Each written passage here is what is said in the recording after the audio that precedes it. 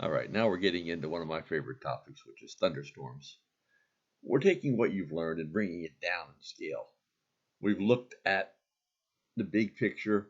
We've come down from planetary to mid-latitude. Now we're going to come down to thunderstorms and tornadoes. So each one of these is a smaller scale in the atmosphere. And what that means, it's a little more complex each time. So with that, what are some of the atmospheric conditions that favor thunderstorms, especially severe? First, let's look at a thunderstorm. A thunderstorm is basically a column of air going up. We'll start with this first one. That is the initial what you see. All the air is rising in that column. Nothing's coming down. There's probably no precipitation, and that column's just continuing to build upwards. Eventually, some precipitation begins to fall. When it does, it pushes the air to start coming down where the precipitation is. Remember, precipitation is a cooling. Notice how the temperature drops in that area. So you wind up with a little sinking to 0 degree isotherm, a little cooler there. Some of the air is moving down. And eventually, what happens is all the air begins to move down. Also notice at the ground level, how that cold air that comes down hits the ground and spreads out in both directions.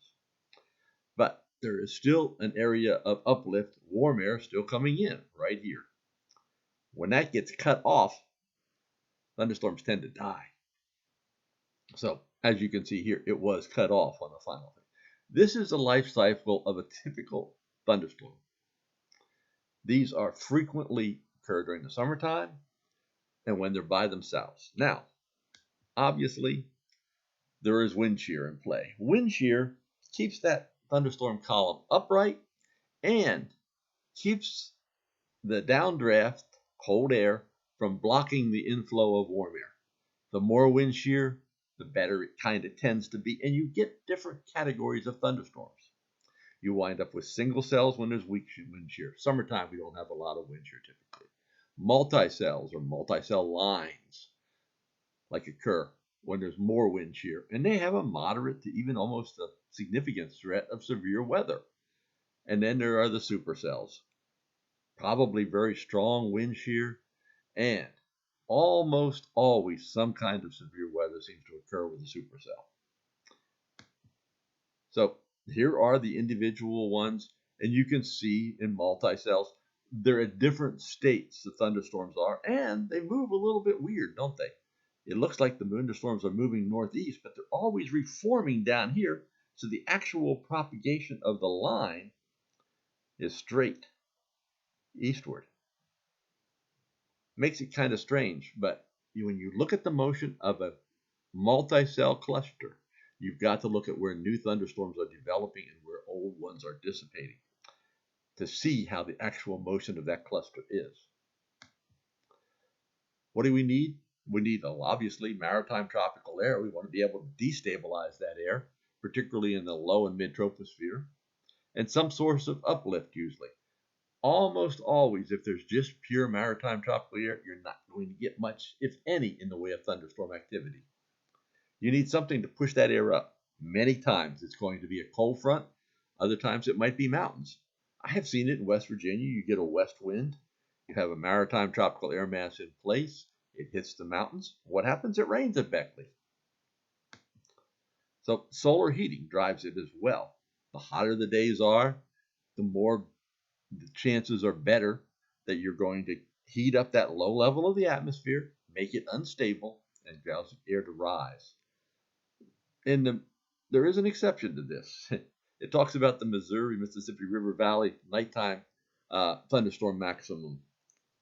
And we'll talk about why that occurs here in a little bit. So thunderstorm frequency, you can see lots and lots of thunderstorms to the south, gradually diminishing as you go northward. But still, there is significant thunderstorms even in West Virginia. And southeastern West Virginia has more than northern West Virginia, obviously. In Florida, you have lift provided by two sea breezes. You have a Gulf sea breeze and an Atlantic sea breeze. And depending on which one is stronger that day as to where the thunderstorms tend to develop. They may be a little further inland or a little closer to the coast. So it all hinges on that sea breeze. But there's always, almost always, a maritime tropical air mass over Florida. Severe thunderstorms do require wind shear, which is that change in direction with height. The stronger the wind shear, the better chance of severe weather. Yes, you can get too much wind shear. There are times when wind shear gets up to 75 to 100 miles an hour, and that may not be good for a thunderstorm. But if you can get wind shear above about 40 miles per hour, that wind shear is ideal for severe weather to develop. And between 40 and about 75, 80 is when you really see the intensity of thunderstorms increase. And if you're up in the 60s to 70 mile an hour wind shear, you're probably looking at supercell thunderstorms. Here's that nocturnal jet we talked about, low-level jet that may occur, and it does occur in this area of the country a lot of times. But what happens is you get this strong tropospheric jet stream, forces divergence up here. You wind up with a cold front or even a dry line coming along. So there's actually a differential in moisture, maritime tropical air, continental tropical air coming in. So if you mix maritime tropical and continental tropical air together, you actually cool the upper levels of the atmosphere so that the warm maritime tropical air will ride upwards and become more unstable. And you wind up with more and more thunderstorms. You can see the warm fronts to the north. You have a lot of lift along here. So, and notice the wind shear. Winds are coming out of the south, southwest, northwest, all that leading to these thunderstorms. One of the things we talk about a capping inversion.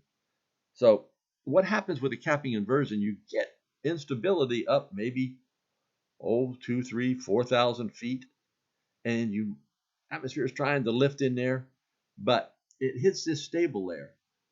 By being stable, what it does, it allows the sun to keep heating this ground down here.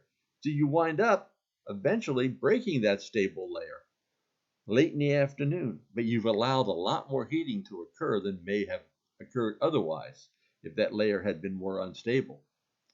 So by allowing that extra heating, you actually give a kick to the thunderstorms because they're more unstable. They're much warmer air than the surrounding air, so they really shoot upwards. So they accelerate upwards a lot faster. That gives greater vertical motion. They're going to go higher in the atmosphere, giving a better chance of severe weather.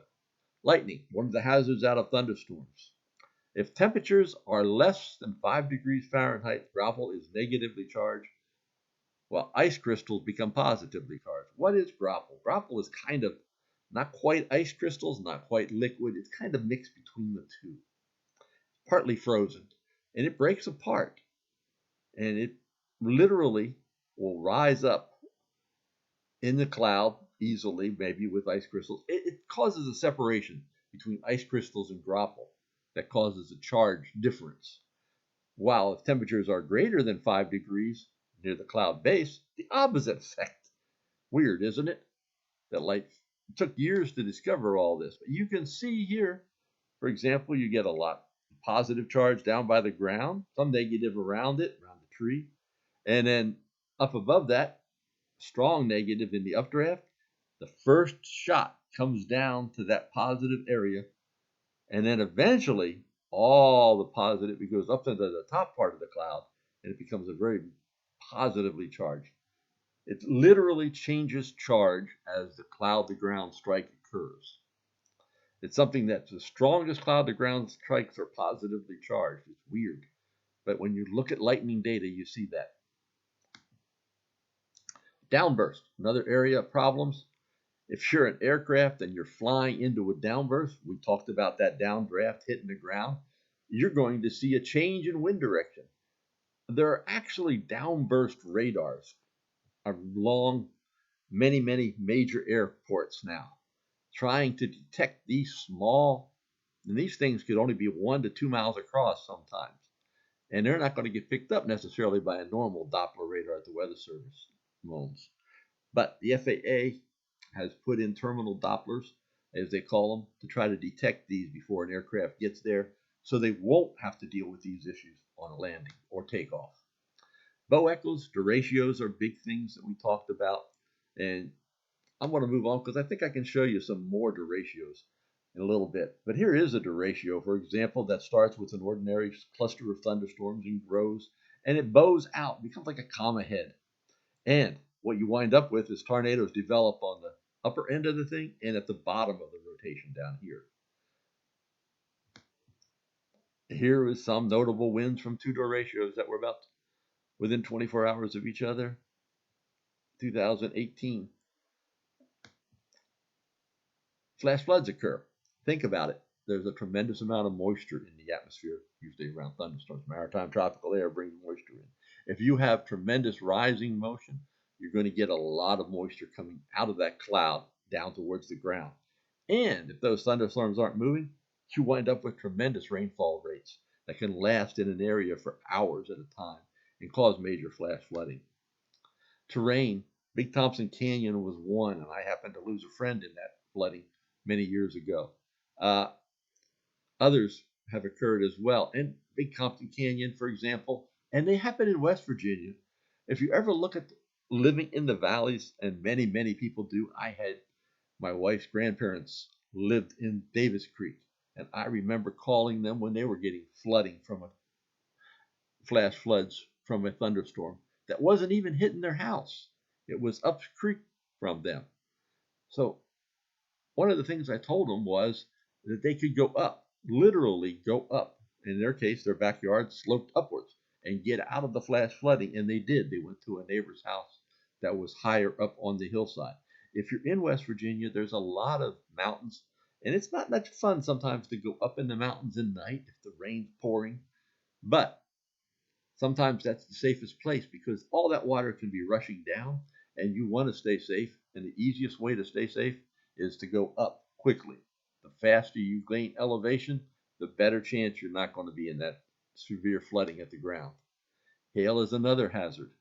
Basically, ice that keeps going into that area where there was an updraft and a downdraft. It just floats between the two and keeps refreezing and gaining more and more layers of ice on it till it finally falls out.